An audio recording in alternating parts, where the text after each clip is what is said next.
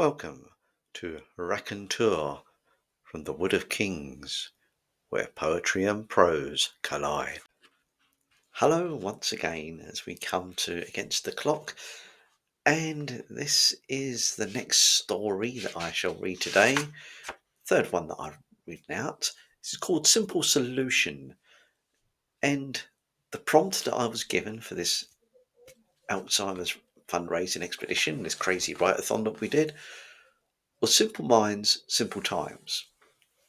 Now, there is one tiny, weeny little bit of profanity where I will not read out aloud because I do not wish to incur the wrath of Mr. YouTube bearing down upon me, even though this is a teeny weeny little channel with my humble 6 subscribers at present. I don't wish to make the possibility of me disappearing happen. So you'll hear a brief little when I come to that word. Anyway, let's read the tale. The minister looked again and again.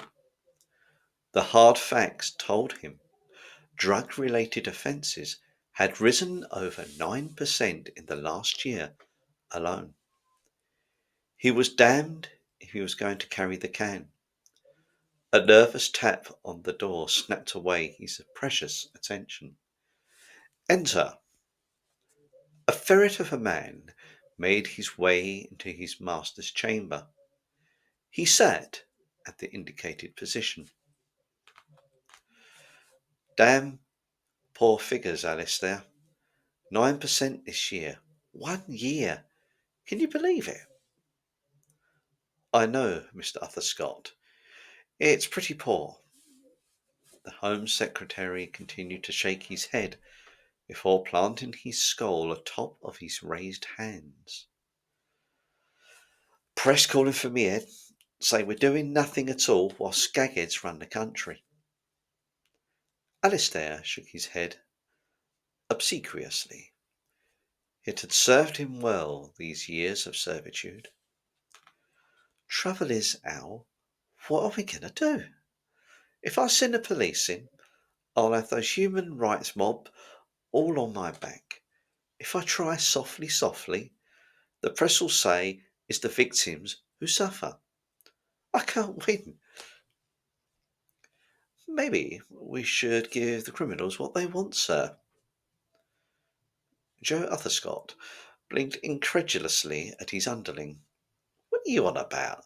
You telling me I should give them drugs? Alistair Birch nodded. Indeed, sir. I have heard of a drug which can snare the user after one small dose. They become addicted instantly, and they are unable to function unless they find another tablet in 24 hours. His employer bristled with indifference.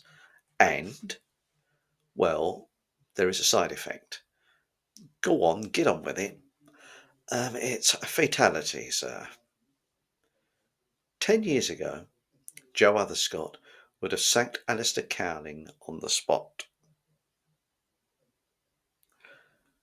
Would have sacked Alistair Birch on the spot. Now, with pressure unbearable, the drastic action deserved thought. You're saying extermination?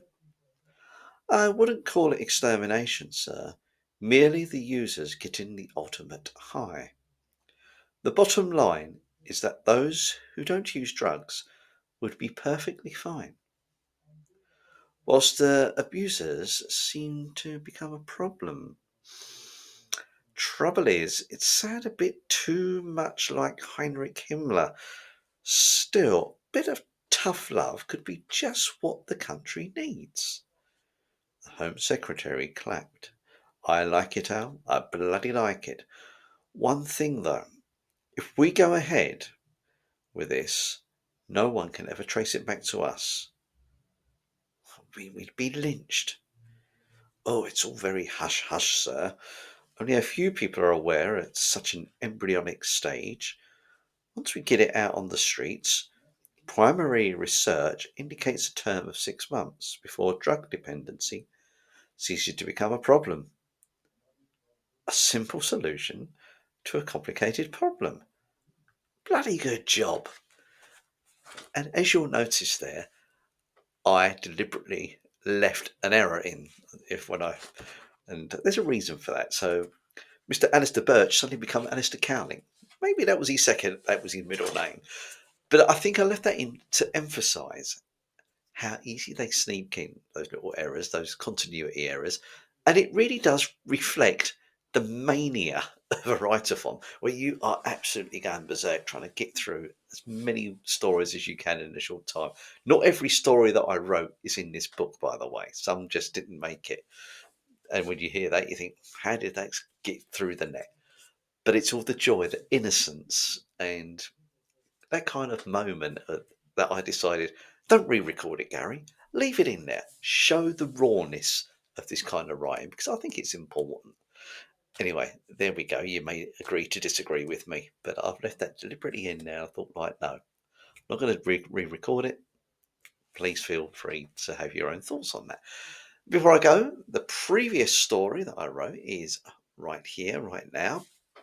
It's called Machine Spirit, and when we try to defy death.